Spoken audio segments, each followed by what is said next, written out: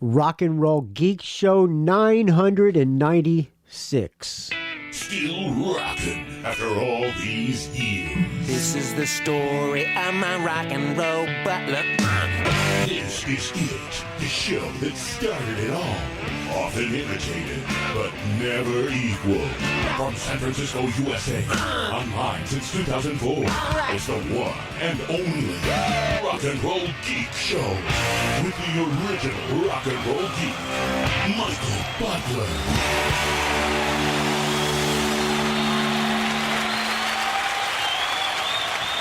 Welcome to the Rock and Roll Geek Show. My name's Michael Butler. Thanks a lot for joining me. I really appreciate it. Today is Monday, July 6, 2020, and it is 6:26 p.m. when I'm recording this episode. I hope you had a great 4th of July weekend if you're in the United States. Happy Independence Day. The fireworks were canceled in San Francisco, and this was the one. Usually it's super foggy in San Francisco. Like when they have the fireworks, nobody can see them because it's so foggy. And once every 20 years on 4th of July, there's no fog. And the fireworks were canceled this year because of the corona. And guess what? They can't. And this was the one time there was no fog. So no fireworks, but all I had to do was look out in my backyard because it was like a war zone in San Francisco. I don't know how it was where you lived. Pardon me. I'm parched. I'm having to clear my throat. And I just looked in my refrigerator in my office here, and I got no beers. I got to go in the other refrigerator and grab some Tecate. So, yeah, I hope you had a good 4th of July in the United States and whatever you celebrate on July 4th in any other parts of the world. Tonight, I am going to, well, I saw an article in Rolling Stone magazine, or it was talked about quite a lot on the music news circuit, I guess. Rolling Stone posted the 50 greatest bass players of all time. So what I thought I would do tonight is I would give my top 10 bass players. My top 10 favorite bass players, I guess you would say. I'm going to play music from all of them. Also, I have some fallout from the the last episode I did, the MC Conkie Tonk. Apparently, this ain't a rap crowd. So I got some audio comment, or an audio comment discussing that. And I also have little rebuttal from the MC Conkie Tonk himself. So, all right. Before I get into that, let's play my number 10 in my top 10 bass players of my favorites. This doesn't mean that they're the best bass players, but these are my top 10 favorite bass players or most haven't had an influence on me. All right. Number 10 is a guy named Tommy Stinson, believe it or not. Yes, I said it. Tommy Stinson. He started playing when he was like 14 or something like that. And of course I did not put the song. Oh yeah, I did. He started playing in the Replacements when he was like 14 years old. Maybe even younger than 4, maybe like 12. I don't remember his exact age. There's more hardcore Replacements fans than me, but I am a huge Replacements fan, but I don't remember his exact age. I'm reading a really good book. I made it about halfway through. It's a super thick book. It's called Trouble Boys. I should probably try to get that guy on whenever I finish the book. Good book. It is a definitive history of the Replacements. Anyway, back to that. Tommy Stinson. When he left the Replacements, he did a lot of really good solo albums, Bash and Pop, and all of his solo albums are fucking great, man. And of course, he played in Guns N' Roses too. And Guns N' Roses songs aren't that easy to play on bass. Duff McKagan should get honorable mention on this because that guy's a way underrated bass player. Anyway, Tommy Stinson kind of became, I think, musical director of Guns N' Roses, Axl's version. So for that, Tommy Stinson is my number 10 in my top 10 bass players. I'm going to play something from the Replacements. Here's something from Tim. This is called Left of the Dial.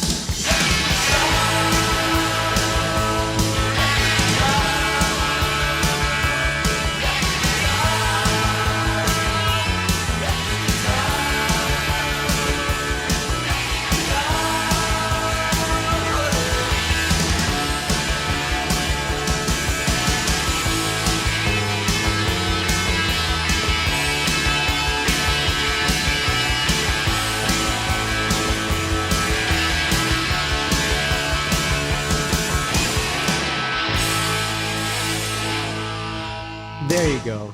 Replacements left to the dial. Tommy Stinson, number 10. Great bass player. Doesn't play fancy or anything like that. Of course, on his solo stuff, he moved to guitar. But the guy's a solid bass player, and he's cool on stage, and he's got great stage presence. He's a solid bass player, and the Guns N' Roses stuff, like I said, is not easy to play. So for that, Tommy Stinson, number 10. Before I continue with that, let's thank some people who donated to the Rock and Roll Geek Show, because I have not thanked anybody in a while. In the background, let's play some Charlie Daniels Band, because today Charlie Daniels died at the age of 83. Say what, a lot of people maybe don't like Charlie Daniels because he's a far right guy or whatever, but I saw, I grew up in Jacksonville, Florida. By the way, let me turn off my phone.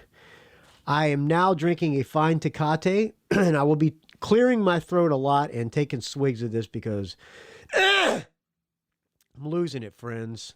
Take a sip of this fine Tecate. I saw Charlie Daniels Band many, many times in Jacksonville, Florida. I think one of the last times I went to see Lynyrd Skynyrd on their farewell tour. They played the Jacksonville Jaguars Stadium, and Charlie Daniels was, he opened the show, or he was like second on the bill or something. He was still playing until he died. Well, nobody was playing now, but he was still on tour before all this Corona stuff happened. Charlie Daniels, major, major talent. The volunteer jam stuff, there's some good YouTube footage of him playing volunteer jam stuff. And Ted Nugent got up and played with him many times. I have him playing Mississippi Queen with Charlie Daniels Band. So, let's see. This is from Ultimate Classic Rock. Charlie Daniels' death was confirmed by his publicist. Multiple news outlets are reporting the cause of death as a hemorrhagic stroke. So rest in peace, the great Charlie Daniels. So while we thank the donors, let's play some background music. We'll skip Devil Went Down to Georgia. Let's go, long-haired country boy.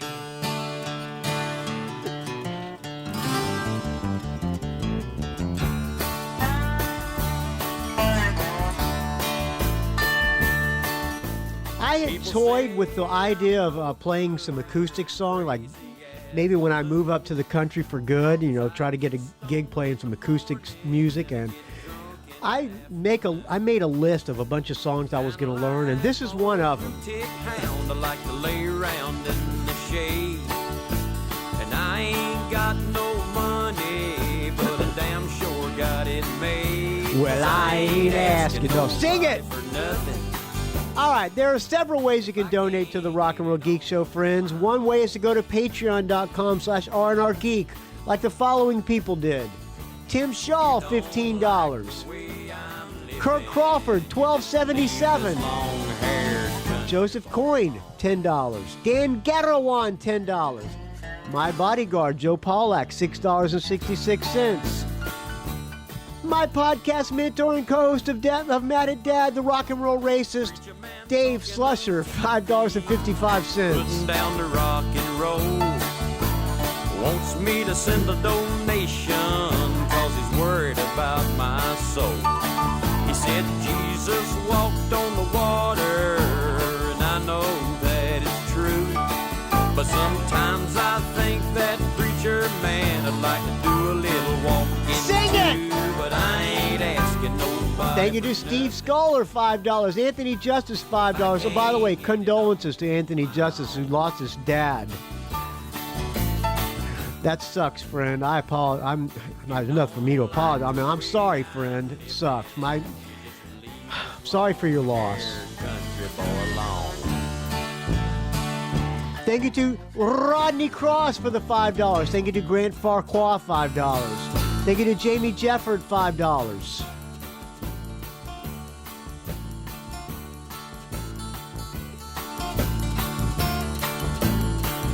Thank you to Marshall York for the $5. Thanks to Brad Shick, $5. Thanks to one of my oldest friends, Mike Brown, $5. We saw Charlie Daniels Band many times, me and Mike Brown. Thank you to Betty Wood, $5. Michael Street, friend of the show and friend of mine, $5. Thank you to Brian Springer, $5. Thanks to my good friend Chiaki Hinohara, who I miss dearly. I've not seen him in fucking ages since this whole Corova thing started.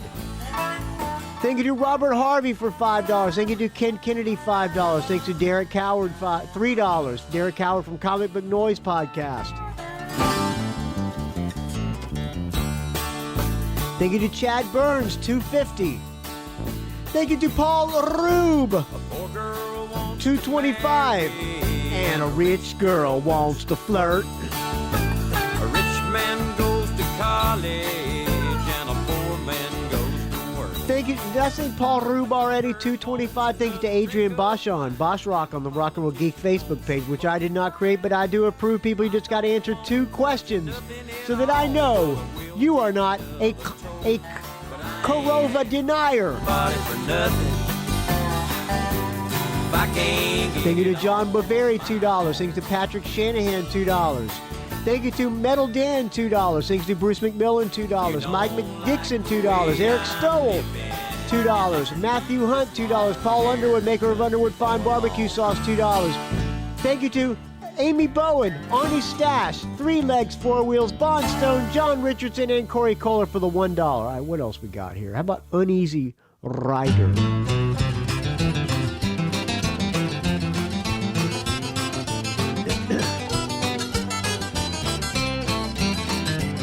Yeah. I was taking a trip out to L.A., tooling along in my Chevrolet, toking on a number and digging on the radio. Yeah, Just boy. as I crossed the Mississippi line, I heard that highway. You can also donate on PayPal, like Anonymous Donor did. $300. Well, the spare was flat. Thank you, Anonymous Donor. I take a sip of this fine Tecate to you, my friend. I went as far as I could. I accidentally put the Anonymous Donor's name on the show notes of the last episode, and I got a note from the Anonymous Donor telling me, get my name off of there. Actually, he didn't say that. He just said, I wanted to stay anonymous. So I pulled his name off. He's now anonymous. Thank you, Anonymous, for the $300. I'll take another sip of this fine Tecate to you. He looked disgusted and pointed toward the telephone. I called up a station down the road a ways, and he said he thank you to the PayPal donors. Kirk wait a minute. Kirk Crawford, $50. Thank you, Kirk Crawford. Thank you to Rodney Cross for $100. Thank you to John Morgan, $100. Thank you to Greg Bro for $20. Thank you to Douglas Free, $20. Thanks to Richard Strom, $20. Well, he looked at me and I damn near died, and I decided that I'd just wait outside, so I laid $1 on the bar and headed for the door. Just when I thought I'd get out of there with my skin, these 5 big dudes come strolling in with this Where was I? drunk chick and some fellow with green Getting into the teeth. Charlie Daniels here. And I was almost to the door when the biggest one said, "You tip your Thank you to Greg Burr for $20, Douglas Free $20, Richard Strom $20. Thanks to Daniel Segan $10. Let's move it to oh, here. How about this one? Well, here we go. Back. Be loud and be proud, and you can be proud and I'll be proud to whoever, 'cause South's gonna do it again. All right. And again. And again. Oh, wait a minute. This is the Apple iTunes. What happened to my fucking artists here? Hold on a second. Got to get the entire song, not that. Da da da da da da. Oh, gosh, the unprofessionalism. I need a producer. Shouldn't have fired the last guy. At least until I had somebody else hired. All right, where is it? Oh, here we go. Here we go.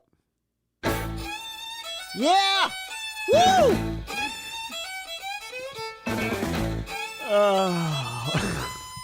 Thank you to Daniel Segan, $10. Thank you to Tim Smith, $10. Tim Smith, the Rock and Roll Runner. Thank you to Stephen Bailey, $10. Chris Atherton, $10. Thank you to Jeff and Sherry Thielelucky, $10. Thank you to BJ Lisco, $10.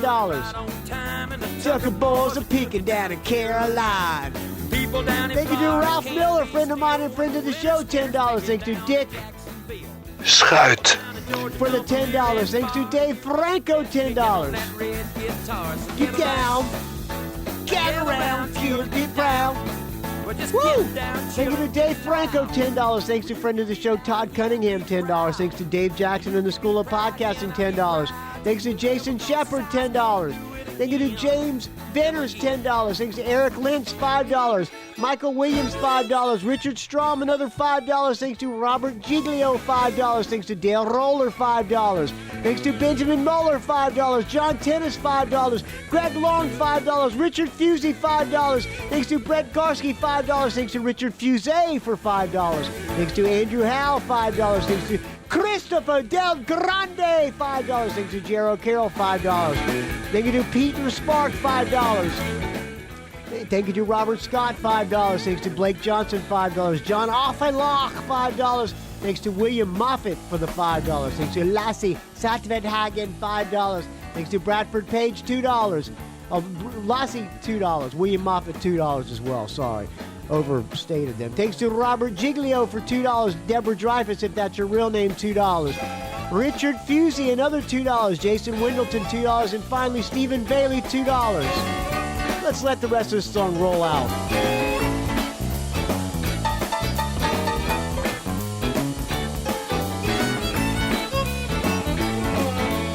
Elvin Bishop sitting on a bale of hay. He ain't good looking, but all right, I'm gonna stop singing. I love this tune. Top and you can't forget that old man Wheeler getting soaking wet. And all the good people down in Tennessee are digging barefoot Wheeler and the CDB. Well, gather round, chill and get down. Where you can get down, chill and get loud. Where you can get loud here. It's good, feel good music, man. You can be proud here, be proud you were rebel, cause South's gonna do it again. Yes, it is.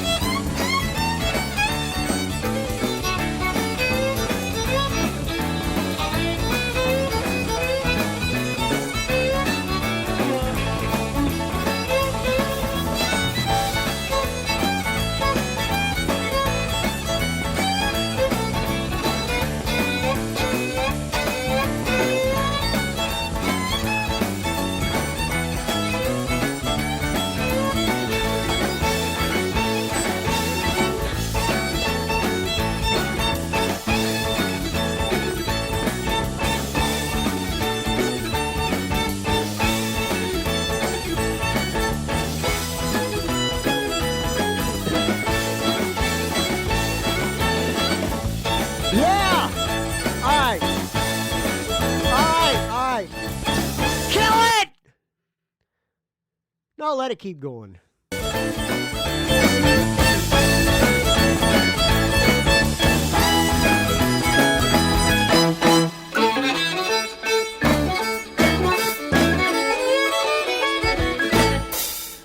Rest in peace, the great Charlie Daniels. That is one talented band, Charlie Daniels Band. I think he had the same members like throughout the entire career. That band hardly changed. The core of that group, I think, pretty much stayed the same since the 70s. I must have saw Charlie Daniels Band at least 10 times throughout my life. Good times. All right. Let's do back to my top 10 bass players. Oh, where am I here? I lost my set list. Number 9, Pete Agnew from Nazareth. I'm going to say underrated a lot in this show, but not only was Pete Agnew a great bass player, played his bass too high, but the guy had a major influence on me. Played an alembic bass, played it solid as shit, and his background vocals were fantastic. Pete Agnew from Nazareth, coming in at number 9 on the Rock and Roll Geek Show, top 10 bass players, according to me. I'm going to play something from Expect No Mercy. The Butlers are playing another one of these acoustic things for quarantine. When are we playing? August? I think August 5th or sometime around the first weekend of August. And a little behind the scenes, we are going to be playing this song. This song's on Expect No Mercy. It's the ballad on Expect No Mercy, but the bass part in this is fantastic. This is Shot Me Down from my number 9 influences and favorite bass players, mostly favorite bass players, the great Pete Agnew.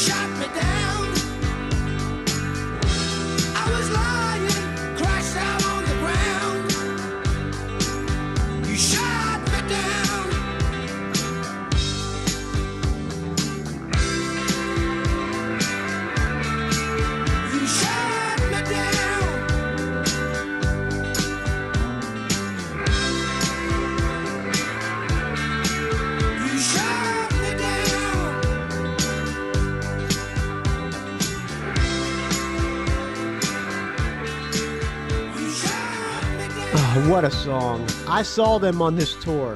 That was the infamous tour where Dan McCafferty played the entire set seated.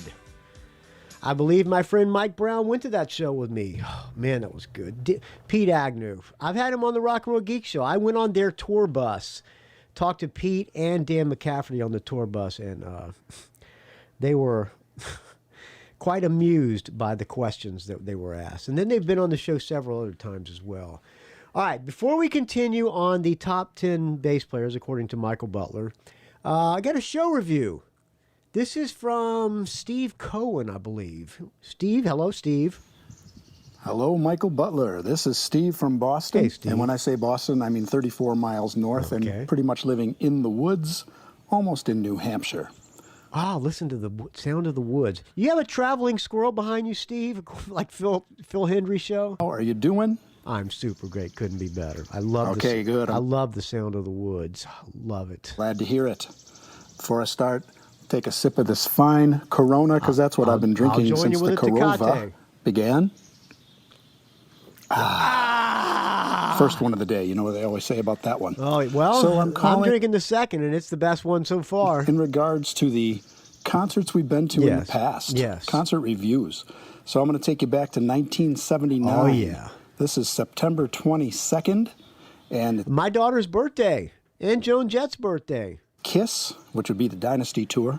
Dynasty 79. Oh yeah, 79 Dynasty. I saw them on the 78 tour, Rock and Roll Over, I believe. Judas Priest as the Is that 78 Rock and Roll Over? Did Dynasty follow Rock and Roll Over? I think so, probably so, yeah. I'm coming back in to edit that this is at the International Amphitheater in Chicago. Okay. Naturally, from that long ago. Nice editing. Okay. It sounds like you got the same producer I have, Steve. I can tell you what the set list was unless I looked at setlist.fm. Yes. Like probably the rest of us do. That's fine. That's fine. So let's... I encourage everybody. You don't have to remember what the set list was. Just tell me about a concert you went to. Go to setlist.fm, setlist.fm or whatever it is, and they'll tell you the set list, and then you can relive the past. Set the stage for you. I was 12 years old, going to be 13 later that year. You're younger than me. It was me. a birthday present for my sister from my mom. So my mom and my aunt brought all of us cousins and some friends to this Kiss show, and my sister and her friends did the makeup. I think my sister was Paul Stanley. Oh, nice. And I had already seen Kiss once. My brother took me the year before. Oh, Rock and Roll I thought Over? I was pretty cool as a sixth grader seeing Kiss. You're an old hat. So this one set me up for a lifetime of going to concerts, I guess. Let's start with Judas Priest. Judas Priest opened on the Dynasty tour? Huh. I did not see Kiss on the Dynasty tour. Did not. Well, I think Rock and Roll Over before. I'm probably wrong. I was super excited about seeing Priest, even though I didn't know a whole lot of their music. But they opened up with Hell Bent for Leather, and I knew that one. Hell Bent for Leather. The Goods. I'll give you a chance to sing a little. This must have been the Hell Bent for Leather tour, because delivering the Goods a good one, man. See, what was the Kiss discography? What came before Dynasty? I'm on the Wikipedia here. I'm pretty sure it was Rock and Roll Over. Yeah, I'm wrong. I saw him on Rock and Roll Over in 1976, same year The Destroyer came out. After Rock and Roll Over was Love Gun. Yeah, that's right. Did I see him on the Love Gun tour? I think I probably did too.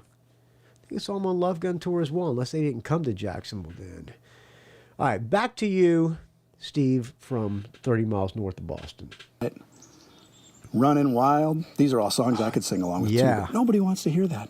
Those are all Hell Bent songs. Diamonds and Rust. I don't want no more diamonds. Oh, what a set list. My favorite Judas Priest song, even though it's a Joan Baez cover. Beyond the Realms of Death. I know I've heard it, but I couldn't sing it to you. Is that on Sin After Sin? Or is it Sad Wings? Richard Fusé will correct me, I'm sure. Anyway. Green Manalishi, which at the time was You're my the favorite. Green Manalishi with a two-pronged crown. Bellers play that song. Also a cover, Fleetwood Mac.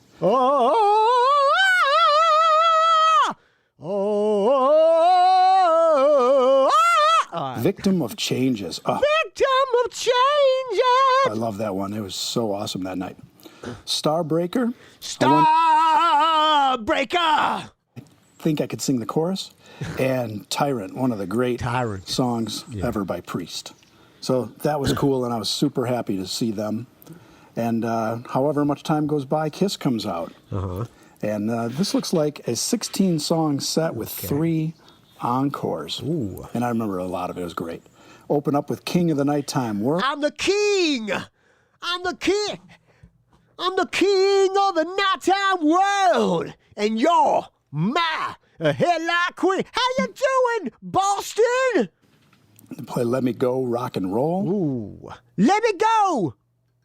Here's a song called Move On. It says here it's a Paul Stanley song, so maybe that was going to be on his upcoming solo album. I'm not sure. It could be on Dynasty. I don't know.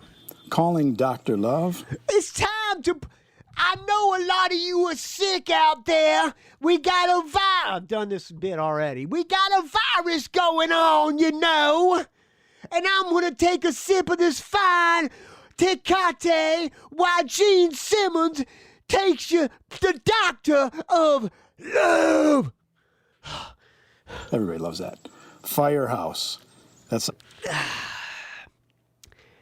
Get the firehouse. I used to sing that one with my son when we drove past one of the local firehouses. Lost my voice. New York Groove, which I know as... Ace Frehley really That's an gonna Ace Frehley sing solo this song, one? right? I had that album. That was my favorite of those. I Was Made for Loving You, which at the time... We're gonna do our brand new single, co-written by Desmond Child. Some people said I was his boyfriend, but I am a heterosexual. Knew it was a disco song, but I saw them play it last year again. I'm gonna make it all come true. Yeah, they played it on the last tour. I saw them when I went with Casey and Sonny. It's a great song. It is. It is Christine, a good song. 16. Christine, all right, we're going to do a song about 16-year-old girls now, and Gene Simmons are going to sing it. Christine... 2000 Man. It says here... Pardon me, I'm bumping up this fine Tecate. Rolling Stones cover. Means nothing to me. Wait a minute. Hold on. Wait a minute. Back that up. 2000 Man. It says here Rolling Stones cover. Means nothing to me. I don't know. Yeah. Guitar solo. 2000 Man on... is that on Live 2? I think. It could be on Love Gun. I think it might be on Love Gun. Probably on Love Gun. Let's see. I'm no Eddie Trunk. No, it is not on it's not on Love Gun. I think it must have been one of the additional tracks on Alive 2. Oh, yay. Love Gun. Wow. You pulled the trigger of my... Great song. Bass solo. Oh, boy. We're going to do bass solo now. This is probably God of Thunder. Just so you can see him spit the blood. He's going to spit some blood. That's followed by God of Thunder. I thought I remembered it as first it was God of Thunder, then bass solo. But either way. Drum solo. Okay. All right, it's time for the drum solo. Even though I don't think Peter actually played on this tune. I think they've improved on this the drummer album since Peter Criss, but he was still in peak form at the time. Shout It Out Loud.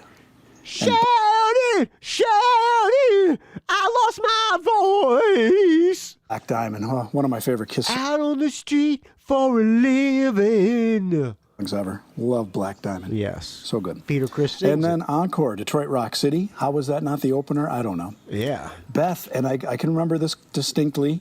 Peter Criss came out, sat on a drum stool, and there was no piano in sight. Yeah, so no backing tracks. That's an early form of backing tracks. Right. I mean, actual That's tracks. right. It was piano and probably the strings, too. But he sang it for real, so that was cool. And they closed with Rock and Roll All Night. I'll sing it with you. I wanna rock and roll all night. So there you go. Sing it! That is my memories of 1979 seeing Kiss, and I thought it was awesome.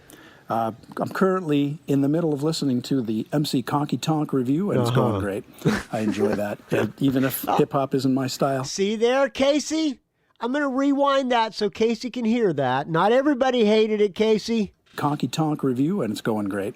I enjoy that. And even if hip-hop isn't my style, it's always good to listen to you and Casey talk music. So there you go, Casey. Keep up the good work. Hope Casey, you can get off that ledge now, friend. Enjoying the day. Hey, it's Independence Day, so everybody, happy Independence Day to you. Yes. See you all on the Rock and Roll Geek Facebook page, which you did not create, but you do keep track of. Make sure that I'm not any kind of Russian bot out to get people. That's right. Have a great day. All right. Bye-bye. Thank you, Steve. Stay frosty, friend. You, too, can leave me a show review from shows from your past, because we may never see a show again outside of a drive-in theater. rockandrollgeek@gmail.com. Just record it in your phone. Go out into the woods like Steve from Boston did, or 30 miles north of Boston. Let me hear the outdoors, because I am going to be in the mountains on Thursday. I'm finishing a job either tomorrow or Wednesday. I got to do my taxes with Eric, the metal CPA, Eric Mortensen from Morto's Metal Museum. We're going to do my taxes, and then Thursday I am loading up not one, but 2 kayaks, because I'm heading up to the mountains, and I'm going to be up there for 3 weeks. Actually, I'm going to have to come back down and practice with the AC/DC tribute band for a night, and then I'm going to go back up. So I'm bringing 2 kayaks, because one of them I'm going to be kayaking down the river with Gary Brower and his wife. Gary Brower is the guitar tech, or guitar luthier to the stars, does just about everybody's guitars. I mean, he like sets their intonation and he works on them. Gary Brower's guitar shop. going to be kayaking down the Trinity River with him and his wife and my wife. So I'm bringing up 2 of my kayaks. One, my pedal kayak to fish because I'm planning on going to the coast at least one day and try to catch some fish out in the ocean. So hopefully I will survive because I may be going by myself. But so I'm going up on Thursday with 2 kayaks and a big load of stuff. So where was I going with that? I don't know. I forgot. But thank you for leaving me the audio comment, Steve Cohen. Please leave yours as well. I'm bringing my podcast setup too, so I'm going to be doing shows while I'm up there. Yes. Speaking of doing shows up there, number 8 on my top 10 bass players of all time. Hopefully I'm going to be interviewing this person when I'm up there. I have a request in. I watched this documentary. The documentary is called Susie Q. A documentary about Susie Quattro. Yes, she's my number 8 bass player. You want to talk about somebody who is a badass bass player. There is a YouTube video somebody posted on the Rock and Roll Geek Facebook page. I'm going to play a little bit of it. There's a link. She did an interview with Loudwire. She plays her favorite bass riffs. If you're a bass fan, watch this video. I'll play a little bit, but she's a ripping bass player. It runs, it's really in my heart and soul. Yeah. I could never be a guitar player. It's far too delicate. When I introduce the band on stage, I introduce everybody. And the last one is the drummer, because my solo comes in the next song. I let everybody have their little moment to shine. And when I introduce the drummer, I always say, bass player's best friend. And whether you know it or not, we are the engine that drives the car. That's right. Is that the truth? Everything else is colors to me, and beautiful colors, but this is the engine. The documentary. Okay. Been on my she's bucket. not playing bass. We'll back it up a little bit. Let her play a little bit of bass. I guess so. I consider this to be my best bass riff I've ever written, and I have seen some seriously good bass players do this riff. Shaking her It's head called no. Walking Through the Changes. I'll just give you a little taste of it.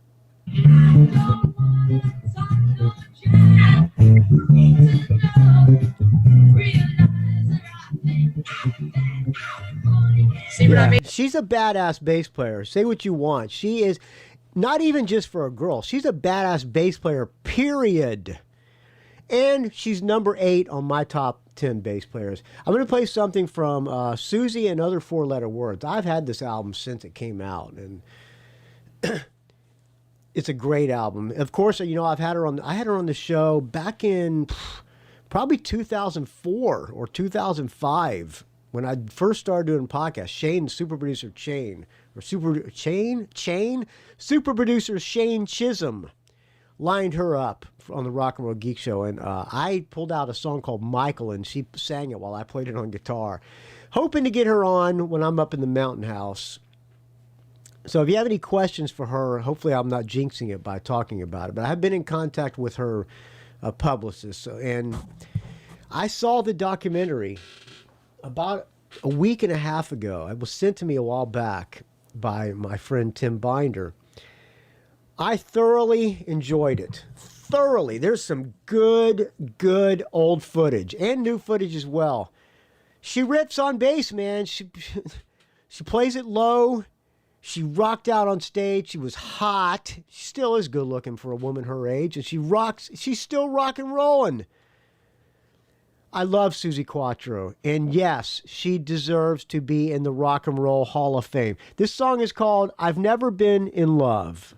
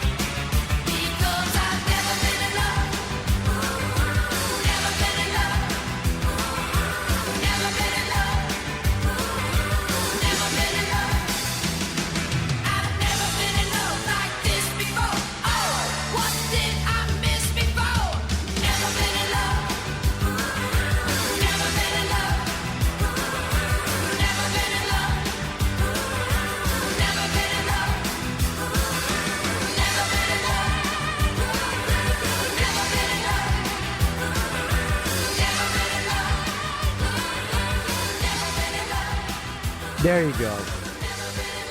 The great Susie Quattro.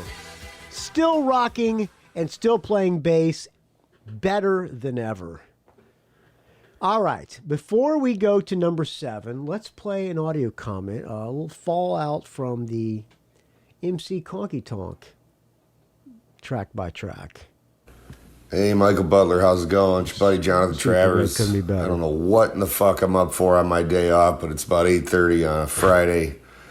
I think it's July 3rd. Anyway. Jonathan Travers. I always love it when I see an email from Jonathan Travers because I know it's going to be full of positivity. Hey. All right, you had Casey Crenshaw on this show, this rap fucking thing that this guy's doing, all right? So I went on iTunes and sampled this. Are you fucking kidding me with it? I know this isn't really a serious thing this guy's doing, but I mean, was it really worth pressing the vinyl and doing the artwork? Is that much money to piss away on that fucking record? Well, in fairness to Casey, I will say it was an Indiegogo, so he raised the money to do it, so it didn't cost him any money. I'm sorry, man, but come on, that's like, Jesus Christ! If some idiot that was a fan of ICP wanted to put out a record, that's the piece of shit he put out. Oh boy! Ouch. I mean, good God, I'm sure the guy's a good guitar player. Put out a fucking rock record. But like I said, I know it's a joke. I'm not trying to take it too seriously, but my God, that is just fucking god awful. All right, oh my God, just fucking brutal. Anyway, just wanted to chime in real quick. Not that anybody gives a shit. Anyway, take it easy. Later. Stay frosty, brother. Stay frosty, friend. You too can leave an audio comment.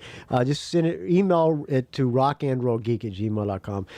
There was some fallback on the Rock and Roll Geek Facebook page too. Some people didn't make it through the episode, which could be because of me. I don't know. And I also don't think that the girls in Featherwitch are speaking to me any longer after that episode. Don't know for sure if I still have a gig in that, if I'm still playing bass for that band or not, because they might be pissed off at me too. But yeah. After the next song, after the next number 7 bass player, I will play Casey Crenshaw's rebuttal to Jonathan Travers, a little teaser. So number 7 in my top 10 bass players, a guy named Craig McGregor, the late Craig McGregor. He played in Foghat. He joined Foghat in '76, right after Full for the City. He came on for. Was the live album before Night Shift? I'm not positive, but I'm going to play. I think Night Shift was before the live album, so I'm going to play something from Night Shift. Listen to Slow Ride, the live version. I mean, the guy who came before him as well was a badass bass player too. But Craig McGregor was who I knew from Foghat, because that's when I saw him, was when Craig McGregor was in the band, and because Foghat Live, that's when I got into the band. Man, that guy is a ripping bass player. One of my dreams was to get him to give me a bass lesson of how to play Slow Ride. Saw them play many times. Not many. I saw them probably once or twice back in the heyday in the 70s. And I saw them several times at state fairs. And I always stood on Craig McGregor. When they played the state fairs, Craig McGregor, I would be on his side of the stage always, because I could just watch him. That guy was so much fun to watch. He did not jump around. He wore his bass a little high, but he was all over that bass neck. And in between every song, he would put baby powder on the neck of his guitar. And he died of cancer. I remember sending him a Facebook message and telling, I was giving him, best wishes and stuff. See, I'm not going to bullshit you and say I texted the guy, because I don't know the guy, but I did meet him at the San Mateo County Fair. Me and Craig and Billy and us, we were all geeking. Pardon me, I'm Burma. Fine, Tecate. We all geeked out and hung. Oh, hold on, somebody's coming. What? Yeah? This is the same kind of one that I got from LVMH. You fill it out and send it in, because I got almost $300 for Don't KCC. You may have received a phone call. That's the exact same one that I got. Okay. All right. I'm doing a show here. I'm telling you, man. Don't. All right. That $250, man. Class action settlement has been proposed in this lawsuit pending in the U.S. District Court. This case claims that Citizens Bank violated the telecom. Okay. I don't know what I got to do. I'll read it up later. I think I got to send it in. Maybe I'll get 10 cents back from Citizens Bank. So anyway, we went to see them once at San Mateo County Fair, and we were all geeking out. And we hung out after, and they would go out to the merch and they would sign shit and stuff. And I remember getting a picture taken with Craig McGregor, telling him how much I thoroughly was a fan. And he's like, "Oh, thanks a lot, man," like that. But it was, and I think I told him, I said, "Man, I would really love to get a bass lesson from you." And he's like, "Oh, thanks a lot, man," whatever. But it was my dream, and I never did get to fulfill my dream. That guy is a ripping bass player. Listen to this song. I'm going to play Driving Wheel from Night Shift. Listen closely to the bass on this song. It's all over the place. Here's Foghat, my number 7 of my top 10 bass players.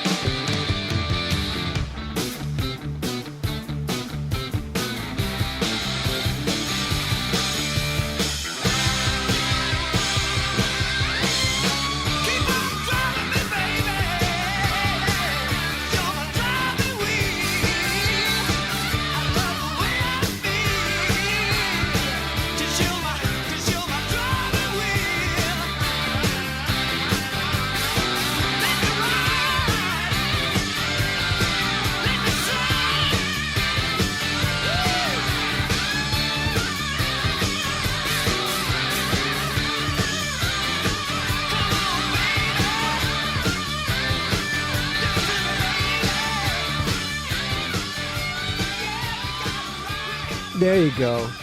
Rest in peace, the great Craig McGregor.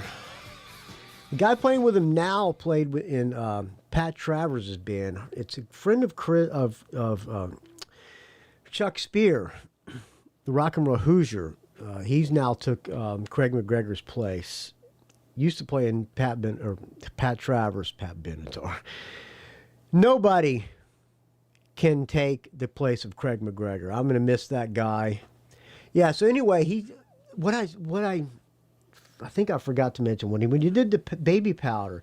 Well, he died of cancer, and Johnson & Johnson got a major lawsuit. As a matter of fact, I think they took the baby powder off the market because the baby powder caused cancer. And he put that shit on his bass every gig since the 70s. And you're going to tell me they got sued or they're in a lawsuit for cancer and got pulled off the market for causing cancer.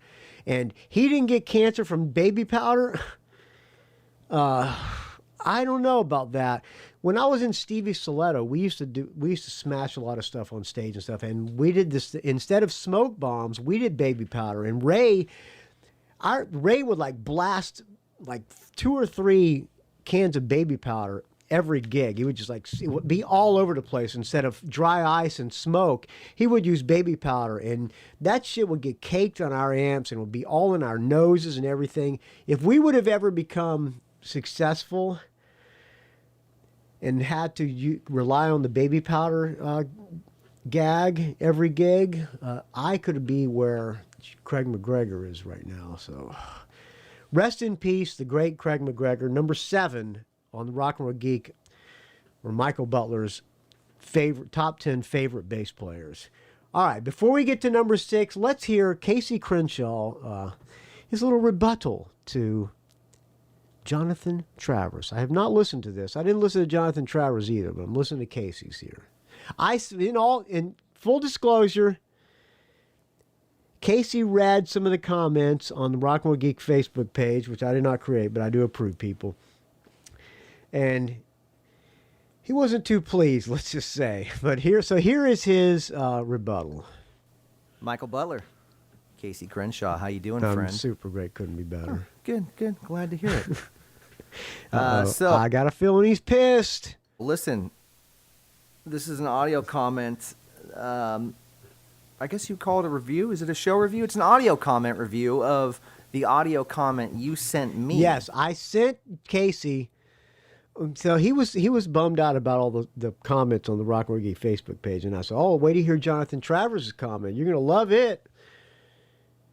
Which I did not listen, but I just assumed it was bad because it says the title of the email of the audio comment was MC Conkie Tonk blows. So I sent it to Casey because I'm a friend of Casey, so he would have heard it anyway.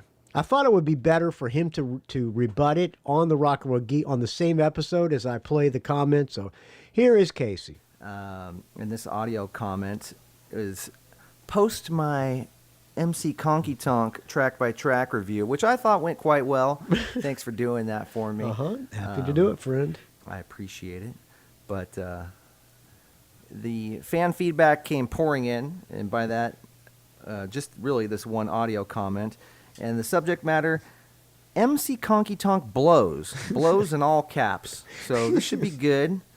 That type of razor wit only comes after a GED and years of construction work, so I'm sure this guy has some intelligent things to say. Ooh. Let's listen and hear what Jonathan Travers has to say about MC Conkie Tonk. Oh, good. He's going to replay it. If I recall, I'm pretty sure I scored it 10 out of 10, which is classic. A perfect album. And my vote counts as much as yours. And you give it an 8 out of 10. So fuck all these people who say otherwise, like, who was it? Maurice Escargo. I'm going to get to him later this week as well as Jer O'Connell. I got a hit list, boys. Jer O'Carroll. You're both on it, my friends. You better watch yourself. Watch out. Anyways, let's hear what Jonathan has to say. What kind words this fine gentleman has to say about me. Let me see if I can do this here. Uh-oh, he needs a producer too. Hey, Michael Butler, how's it going? It's your buddy Jonathan Travers. I don't know what in the fuck I'm up for on my day off, but it's about 8:30 on a Friday. Oh, you don't know what you're up for, Jonathan Travers? Hang on, I want to listen for something here. I'm going to turn it up a little bit too. Hey, Michael Butler, how's it going? It's your buddy Jonathan Travers. I don't know what in the fuck I'm up for on my day off, but it's about 8:30 on a Friday. I think it's July 3rd. Anyway. Friday, July 3rd.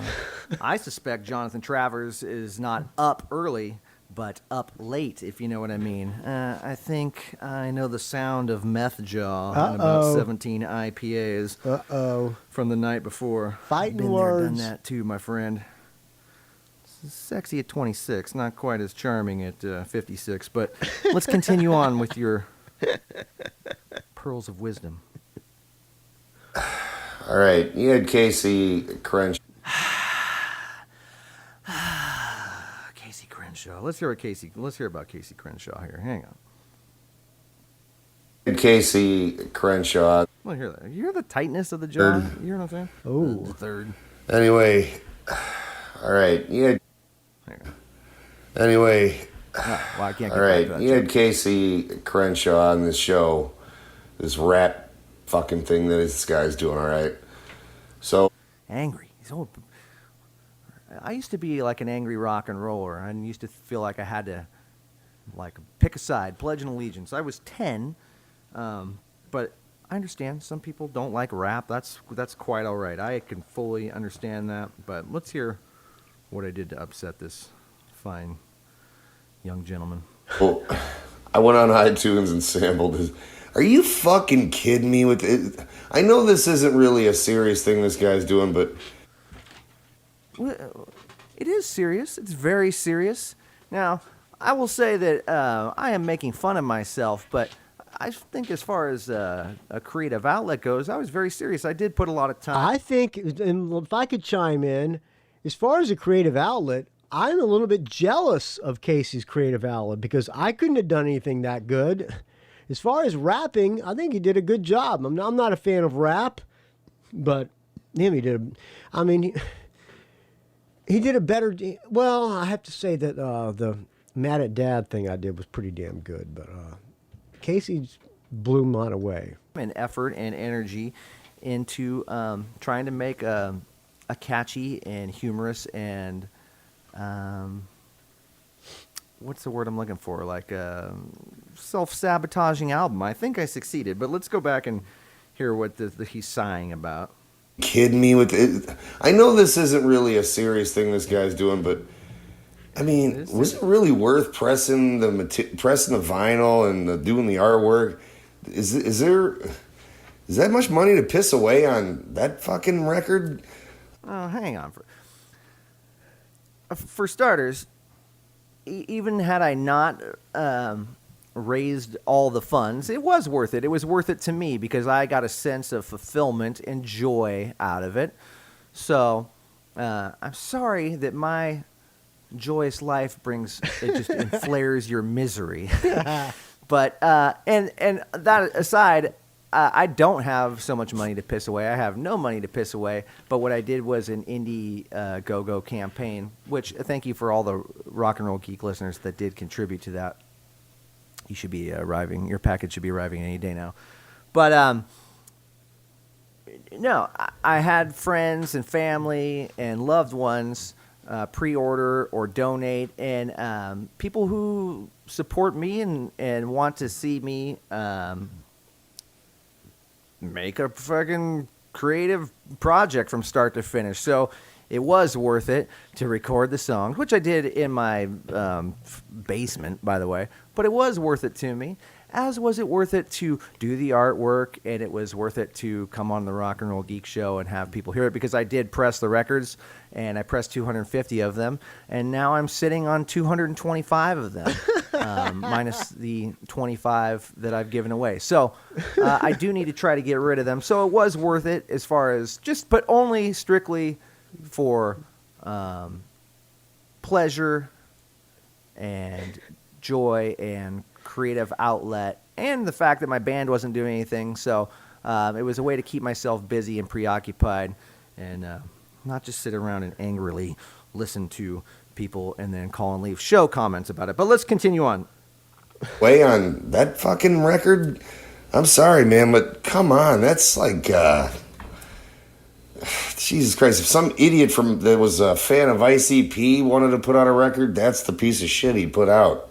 Oh, Ouch. see, there's your giveaway, my friend. There's the old giveaway. A fan. He said if some fan of ICP, now only a real. Oh, by the way, ICP is Insane Clown Posse, if I could chime in. Down and dirty. Only a juggalo would actually really reference them as ICP, but ICP does stand for Insane Clown Posse, so it's all coming clear now. Jonathan Travers, and it can be known on the Rock and Roll Geek forums, is the Rock and Roll Juggalo. We've boiled it down. So he's a Jonathan fan Travers, now known as the Rock and Roll Juggalo. of ICP. And he wishes that he made my piece of shit record, but I beat him to the punch. So, just a juggalo everywhere I go. Anyways, let's continue on with this thoughtful audio comment. The shit he put out. I mean, good God, I'm sure the guy's a good guitar player. Wrong. Put out a fucking rock record. Wrong again! Wrong again. Mediocre at best. I am a mediocre at best guitar player. Good is shooting for the moon. I got good stage moves. Well, And I let's not got go cool that looking far. guitars. And I got some fucking bangle bracelets and some Aquanet. And that's all I need. Anyways, let's go back to this. This guy noticed nothing, clearly. Piece of shit he put out. I mean, good God, I'm sure the guy's a good guitar player. Put out a fucking rock record. And I have put out lots of rock records. I put out, I don't know how many I did with American Heartbreak. Let's see, we did the self-titled, You'll Not Be Getting Paid. Plus we did a handful of singles and stuff. Plus I've been in punk rock bands that have put out records. So, yeah, I was doing something a little bit different. And I will go back to rock. Rock is always my true love. It's my first love, even though she's a cold mistress that leaves you broken on the boulevard of broken dreams. Empty? She leaves you empty on the boulevard of broken dreams. She's a cold mistress, but she is mine, and I always love her. So, yes, I will come out with a rock and roll record. You know what? I'm probably going to do an acoustic record next, to tell you the truth. So, hopefully, Casey, the acoustic record, you better have me as a guest on the acoustic record, friend. mine doesn't Or I'm going to call an audio comment in. explode from that one. But I'm kind of limited to quarantine and what I can do by myself. So, yeah, you can look forward to trashing that one next. But let's continue on. Rock record. But like I said, I know it's a joke. I'm not trying to take it too seriously, but I'm not trying to take it too seriously either. But it's not a fucking joke, man! Anyways, it is a comedy. It is a joke in that sense that it is for comedy. But seriously, I tried. I wrote riffs. I played instruments, and it's all good. Good. So, it is not a joke, but I appreciate you finding the humor in it. Let's continue on. my God, that is just fucking god awful. Oh my God, just fucking brutal. Anyway. Whew, I just hope it's not as brutal as your comedy, because if that's all you got, my friend, God, that is you're in trouble just too. fucking god awful. Oh my God, just fucking brutal. Anyway, just wanted to chime in real quick. Not that anybody gives a shit. Anyway, take it easy later. Stay frosty, brother. Stay frosty, Jonathan Travers. Thank you for your audio comment. And yeah, Michael, thank you for allowing me this opportunity to retort. Yeah, if Jonathan, if you do want a free copy, just go ahead and email me at conkietonk77@gmail.com, and I'll send one off free of charge, my friend. Shipping included. Ah. So thanks to everyone else who listened. And well, I might as well announce that I'm already 6 songs into my follow-up album. So Conkie Tonk will probably have 2 albums out this year. I will probably not be pressing the second one to vinyl, but I will be sure to keep you all abreast of the digital release of that album. Stay frosty, Michael Butler. There you go. Cage match between Jonathan Travers and MC Conkie Tonk. Speaking of rap, if you're not a Mad at Dad friend, here's a little something for you, friend. Your friend Michael Butler with his rap project. Yo, check this out. Well, my neighbor's in squared and I'm telling you this. My old man got up in my grill and it got me real pissed. Really, really pissed.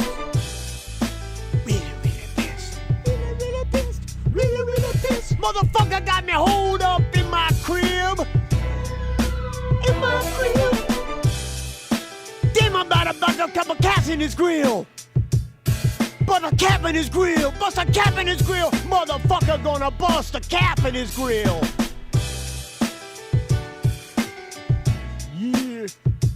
See, I rolled in 4 hours late. Motherfucker just blew his stack. Jack. He blew his stack. Really, really, really, really, really, really whack. Really, really, really, really, really, really whack. Yeah, I'm pissed at my old man. Homeboy don't even know where it's at. Word. All right. There you go. Case MC Conkie Tonk some competition for him. All right, back to the bass players. Where I'll leave off. Number 7. Let me see. What's Craig McGregor number 7? We have 10, 9, 8, 7. Yes. Number 6. One of a big influence on me on bass. This guy's name is John Watson. You probably don't know the name John Watson, but when I was driving in my car, I used to work at a Memorial Hospital washing dishes in Jacksonville, Florida. And we had a really good radio station in Jacksonville, Rock, what was it, 103, Rock 103 or something like one of the Rock 105 or something. Could have been one of those Rock 10-something stations. And that station broke the Angels in the United States. They were probably the first band to play the Angels. One of the first stations to play the Angels, Angel City. One of the first stations in the country to play AC/DC. AC/DC broke first in Jacksonville, Florida, due to this radio station.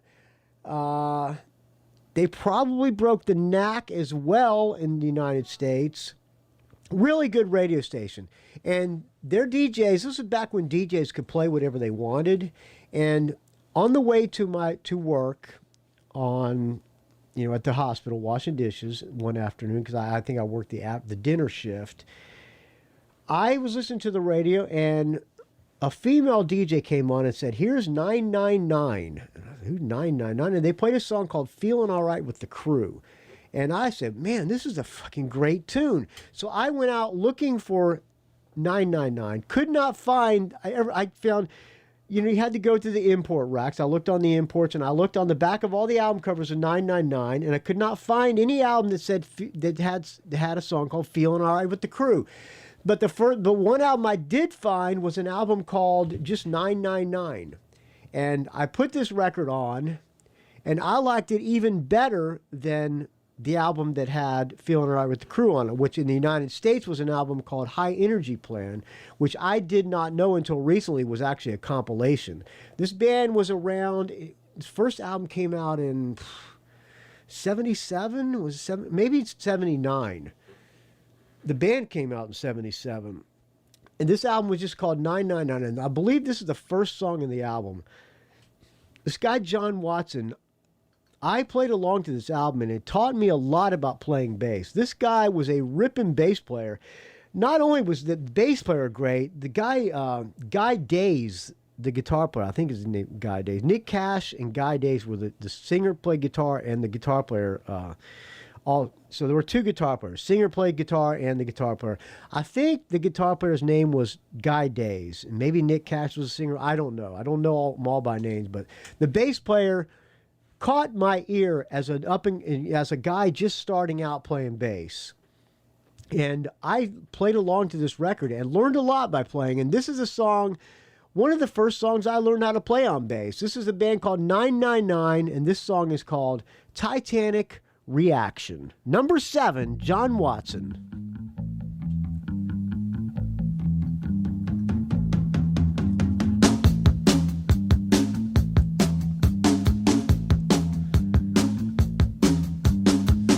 Going round on the circle line, trying to find a way out. People stare like they've seen a ghost, you know. It leaves me in doubt. What I say and the way I dress, it's got nothing to do with the need to impress. I've got an appetite to hold on tight. Thinking aloud may hurt. I'm on the alert. Titanic reaction. An eccentric contraction. Titanic reaction. It's the kind of distraction. Shotguns bring me to my knees. I don't know why, but when it's there, I just freeze. Let me out, let me go. Who wants to know? There's a pain, but no sympathy for eyes in the dark become flashing lamps. Today I met someone with an interest in stamps, proportions, distortions, with no questions asked. Thinking aloud may hurt. I'm on the alert. Titanic reaction. An eccentric contraction. Titanic reaction. It's a kind of distraction.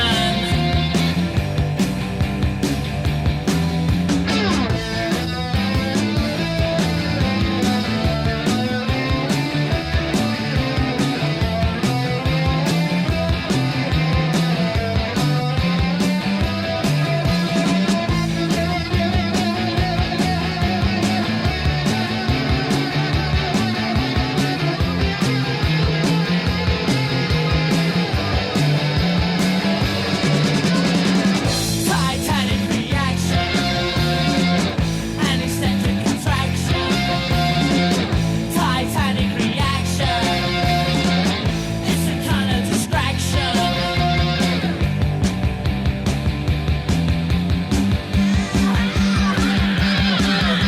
The grin just becomes a crack in my face.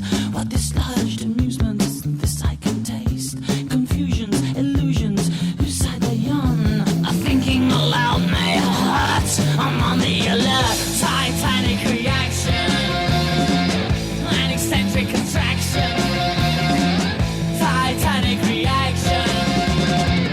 It's a kind of distraction. People tell me it's a nova. It's a nova. Reaction. People tell me nation of brutalization. Screaming all night. It's nothing I can shake it out of my fire. I need to take it on my shoulder.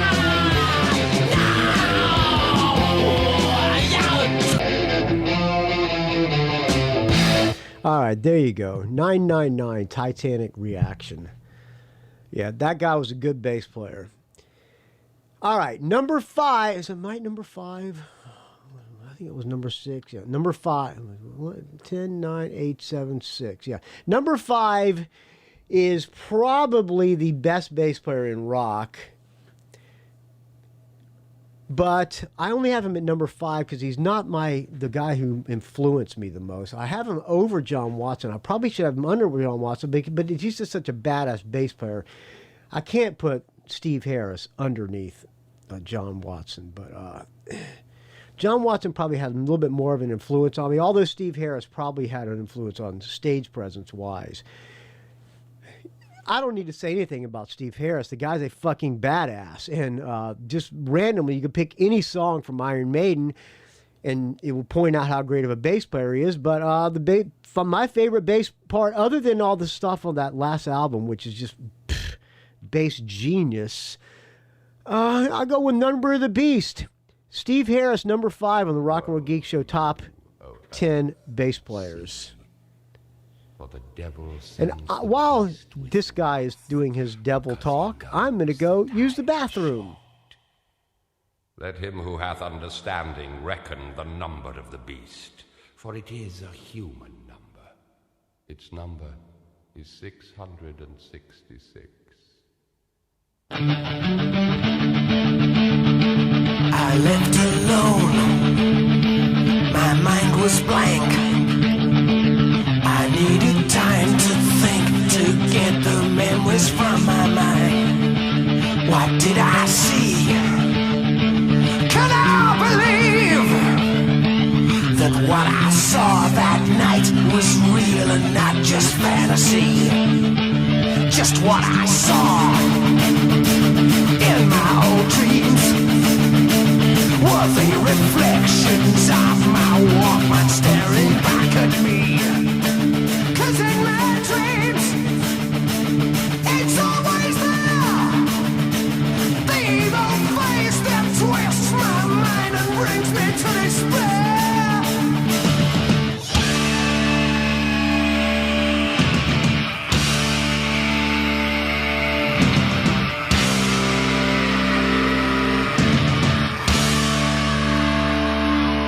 Night was black, was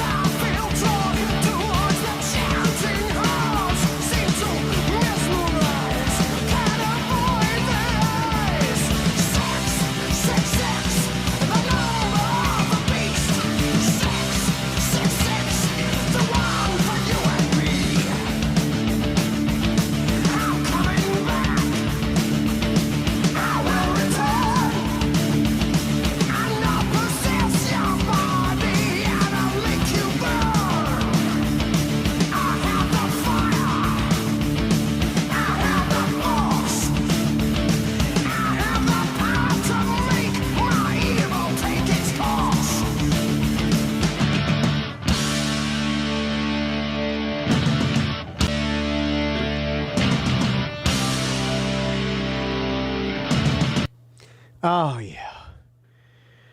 Oh. I mean, how can you listen to that song without playing air bass? All right, number 4 of my top 10 bass players. Actually, I have 11 on here. I didn't realize that, but the last one is actually going to be my current favorite bass player who is going now, the guy who's actually most active bass. So my favorite bass player now will be the last one I play, but these are my influences. So number 4 in my influences is the great Dennis Dunaway from the Alice Cooper Group. One of the greatest bass players of all time, and the song I've had him on the show twice. He's got a book out called Snakes, Guillotines, and something or other. But of all the Alice Cooper books, his is probably the best. Michael Bruce wrote one. I think I don't think Neil Smith wrote one. Neil Smith's got a new album out. If anybody has that new Neil Smith, please don't send that to me because that would just be wrong. Also, please don't send me the entire new Michael Bruce either. But of all the bios, Alice Cooper did a couple. Me, Alice, but I like Dennis Dunaway's. This song is from School's Out.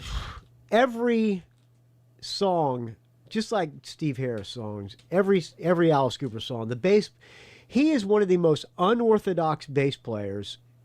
Cool on stage too, but his playing is over the top, and this song probably is one of my favorite bass guitar songs of all time, especially of the Alice Cooper tunes. This song is on School's Out. This is Blue Turk. Dennis Dunaway, my number 4 top 10 bass players.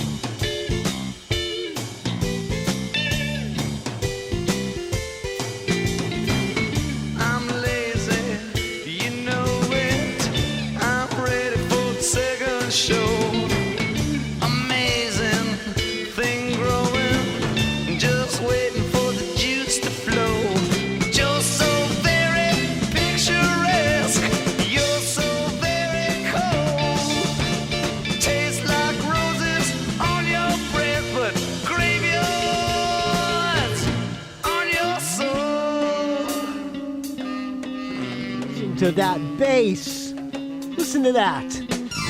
Oh, fuck, that's badass.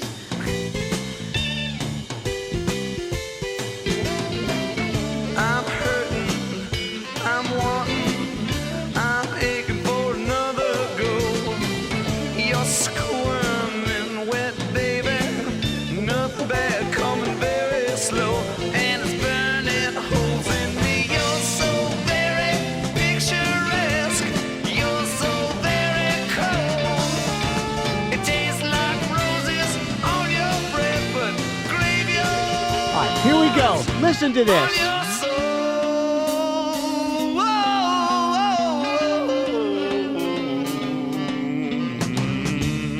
Oh, man, I'm fucking loving this.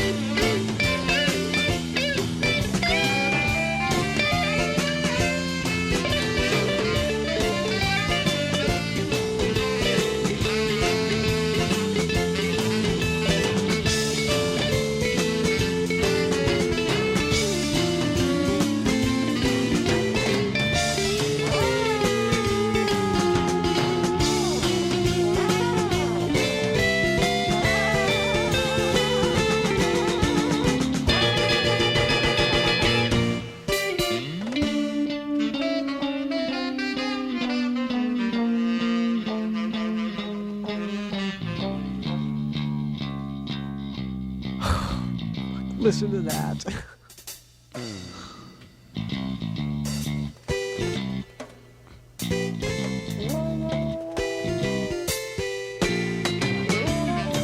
This song is all bass.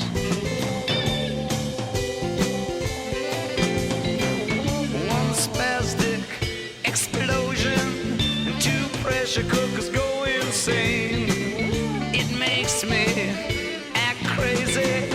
I shiver, but I love this game. You're so very ordinary. You're so very lame. Tastes like whiskey on your lips and earthworms rule your brain.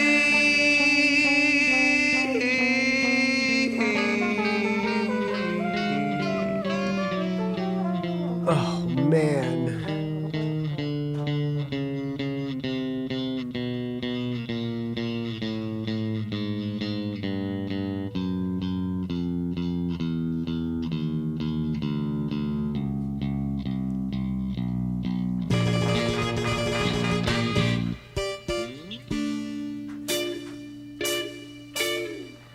Man, if that don't get you, friends, you're dead. That is some of the most fucking badass bass playing I've ever heard. Oh, wait, stop this. God, that was badass. Oh, I need to take a sip of Tecate. Wow. Woo!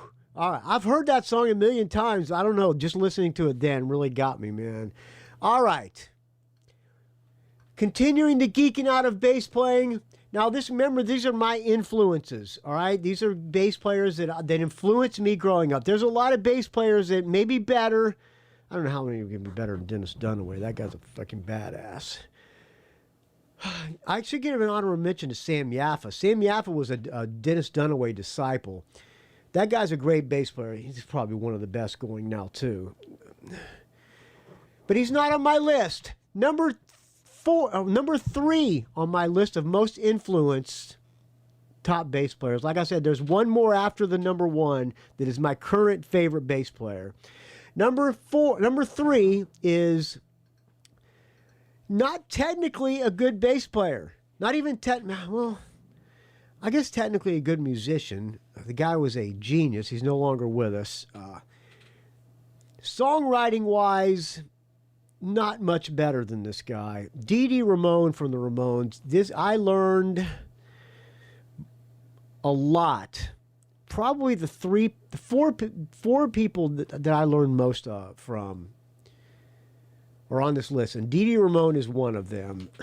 This is a song he wrote. This is a very short song on Too Tough to Die. This song is called Endless Vacation. He claimed that Johnny Ramone got credit, but I'm pretty sure this is probably all Dee Dee.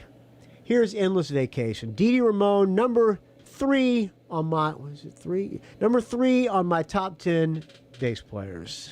1, 2, 3, 4. Endless vacation. Endless vacation. Endless vacation. Endless vacation.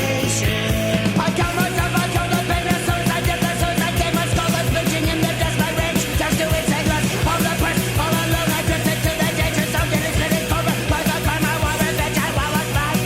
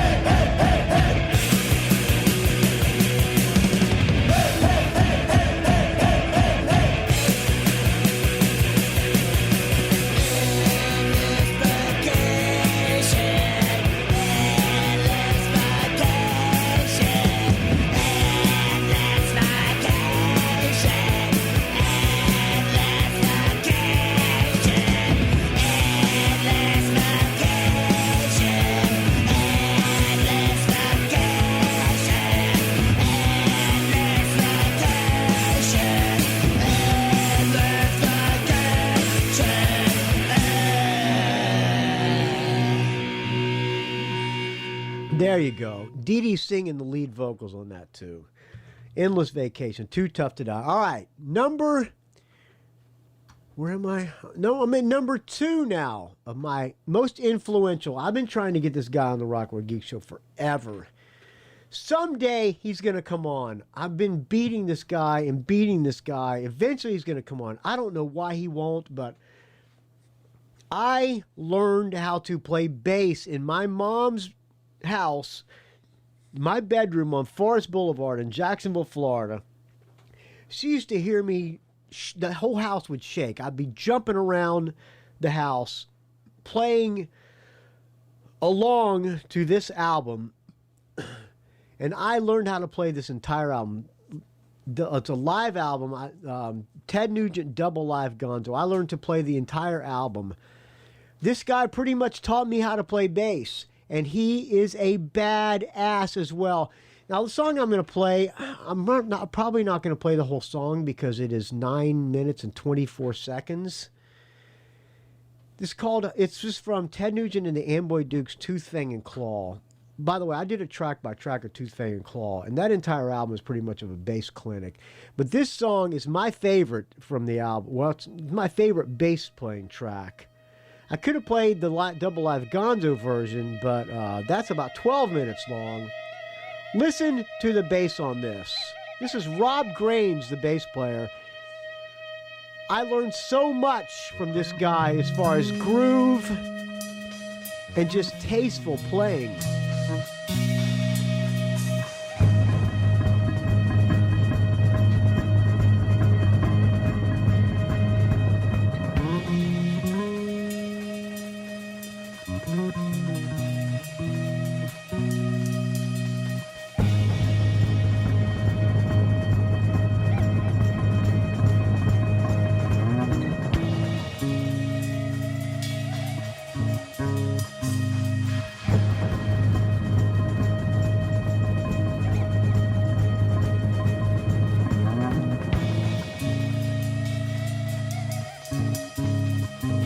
All chords.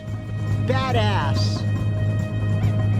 Probably because a lot of the playing I do is chords, and probably where I learned how to play chords is from Rob Grange.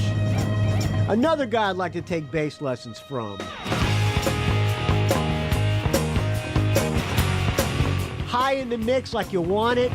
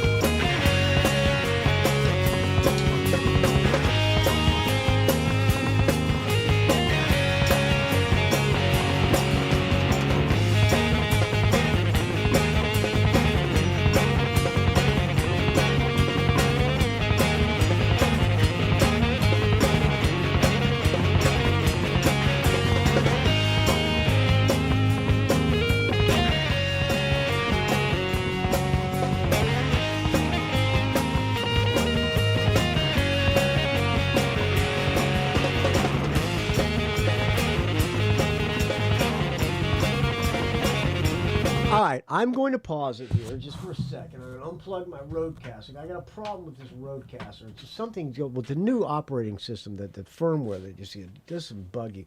I'm going to get it close to the end here because the outro is really good.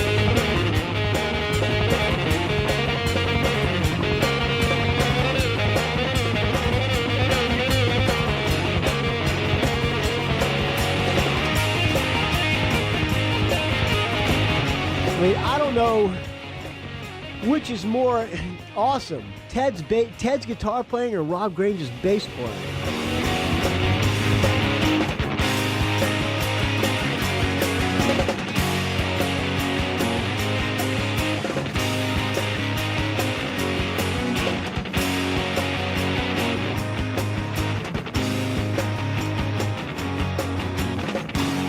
If I ever do get to jam with Ted Nugent, like it's my dream to hunt in the daytime and jam at night, when I pick up the bass, I'm going to play the intro to Hibernation and try to impress the guy.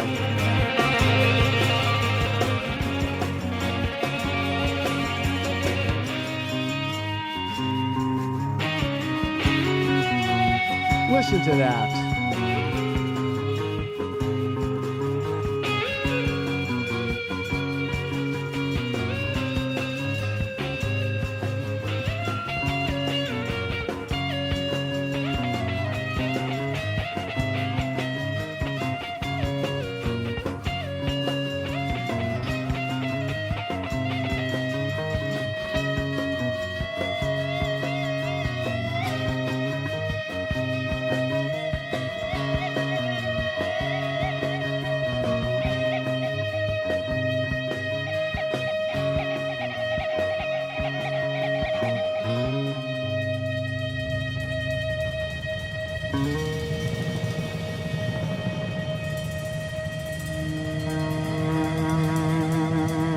That's bass.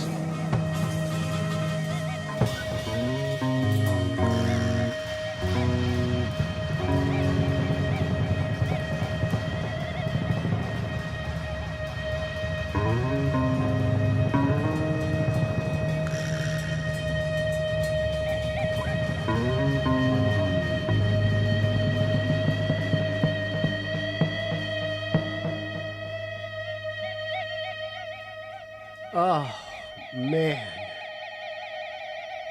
I hope you're enjoying this, friends. You can't be enjoying it as much as me.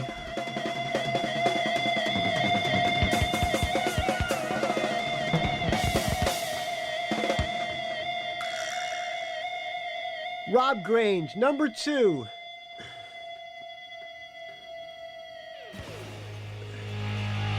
All right. Number 1, major number 1 influence on bass. I don't need to tell you who it is. If there is a Pete Way clone, it would be your friend Michael Butler. I studied the guy, copied his stage moves to a T.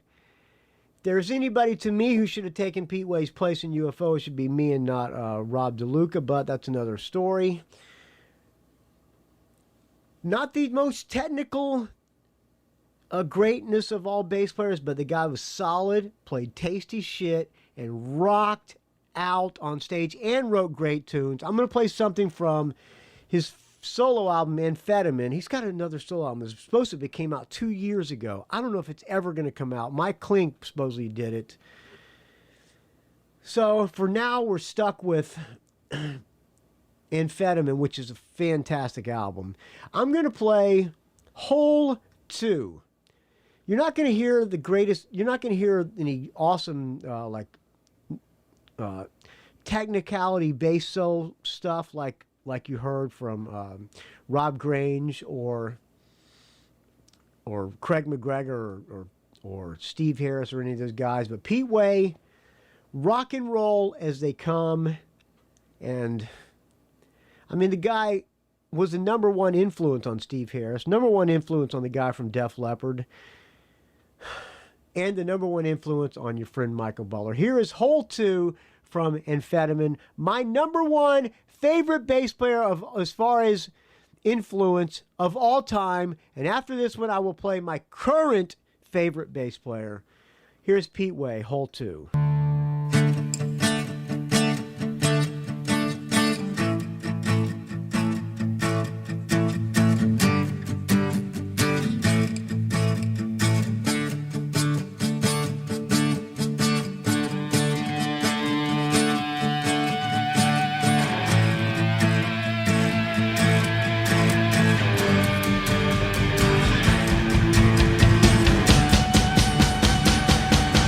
Cold in my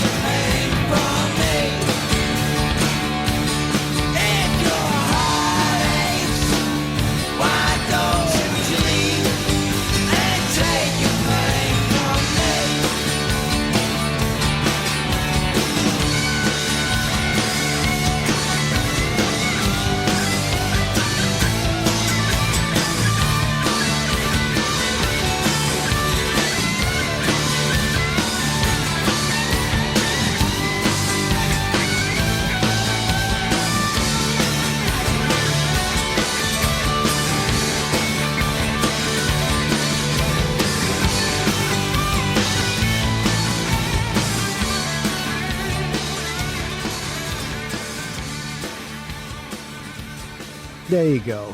The great Pete Way. Long live Pete Way.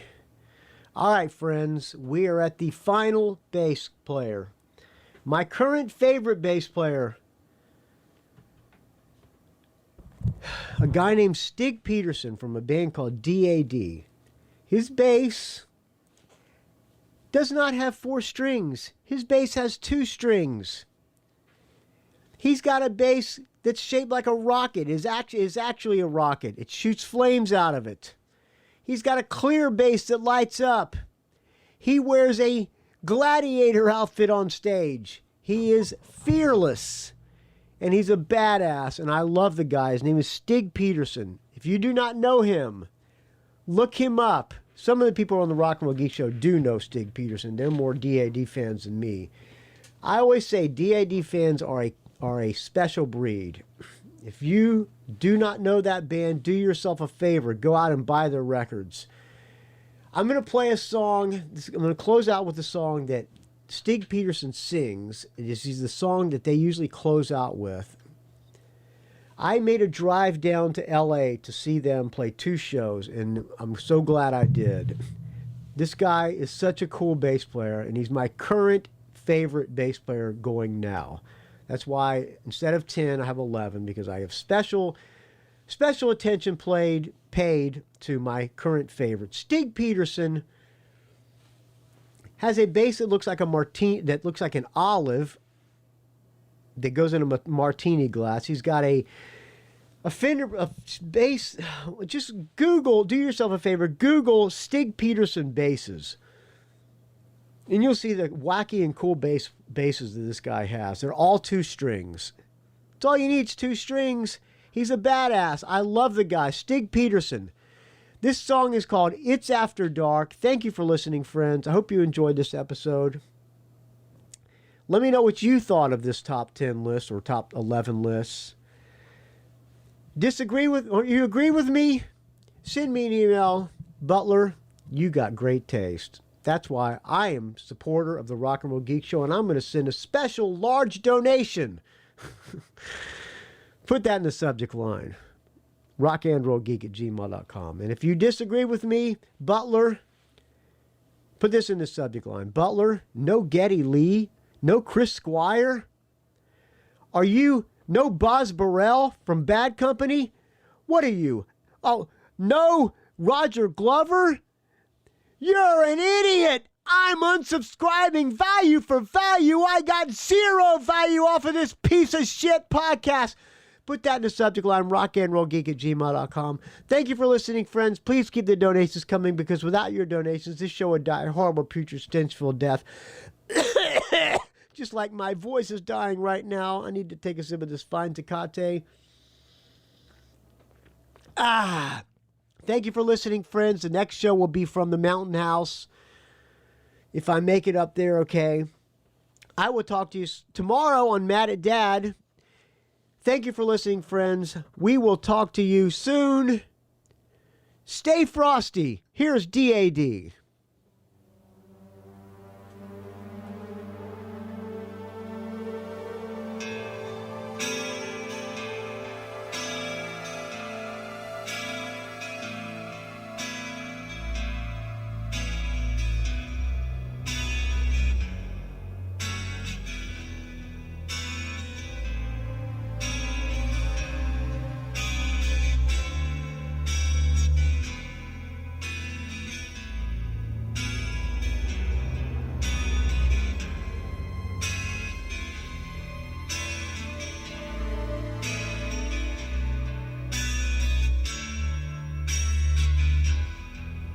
I'm looking at the sky. I'm trying not to cry, 'cause it's over. They're turning down the light. It's late now. Wave the last goodbye. 'Cause it's after dark now, and Disneyland is closed. we're being served ice cold beer, and Wally is our host. It's after dark now, and Disneyland is closed. The party is over, the night is here. Let's bring out a toast, 'cause it's after dark now, and Disneyland is closed. We're being served ice cold beer, and Wally is our host. Yeah, it's after dark now, and Disneyland is closed. The night is here, the party's over. Let's bring out a toast.